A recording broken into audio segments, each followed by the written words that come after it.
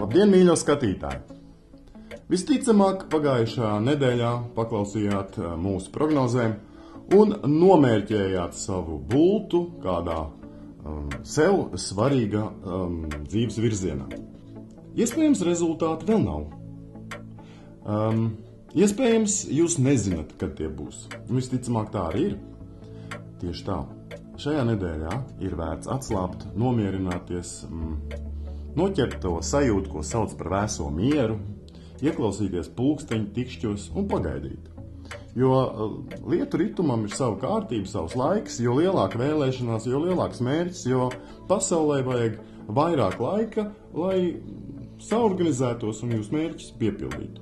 Tātad šonedēļ, ja jūs pīpējat, tad pīpējiet, ja jūs dzerat tēju, tad dzeriet tēju.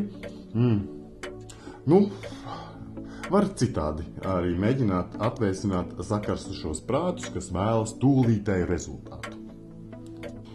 Tas izklausās, kā pēc labi padarīta darba mums ieslēdzās atpūtas režīms. Manuprāt, šis ir laiks, kad mēs varam sevi arī palutināt un apbalvot. Gal galā ir rudens, iespējams būs arī atvasaras sajūtas. Varam ņemt savus mīļos, draugus, paziņas, kurus gribat līdzi un braukt dabā, skatīties rudeni. Kādi vēl ir varianti? Kā mēs varam noķert vēso mieru, izbaudot to pilnībā?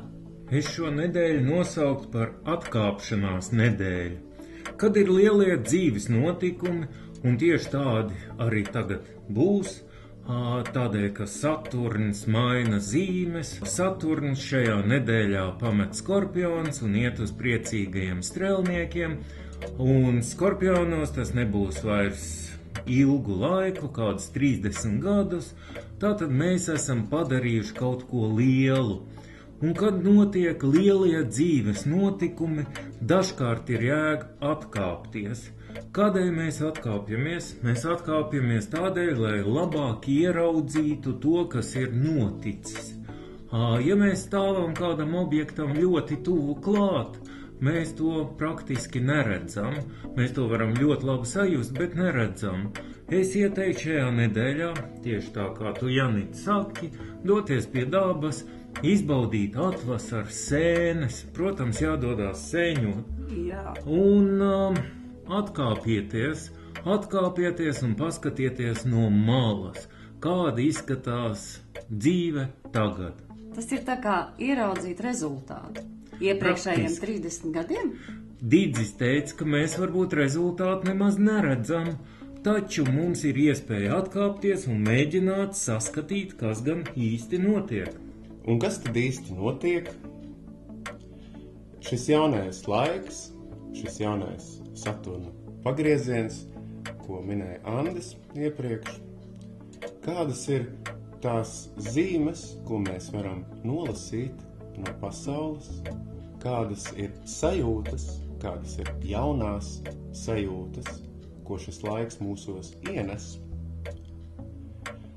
Ir nedaudz jāpakāpjas atpakaļ, un nevis tādēļ, lai skatītos uz aizgājušo laiku, bet gan lai mēģinātu saprast to, ko mums ļāvā šodiena, lai saprastu tos vējus, kas valdīs kādu turpmāko diezgan pailgu laiku. Ieklausīsimies pulkstenī, saklausīsim jaunā laika tikšķiešanu un atradīsim savu vietu šajā laikā. Būs labi, būs burvīga nedēļa, būs tā.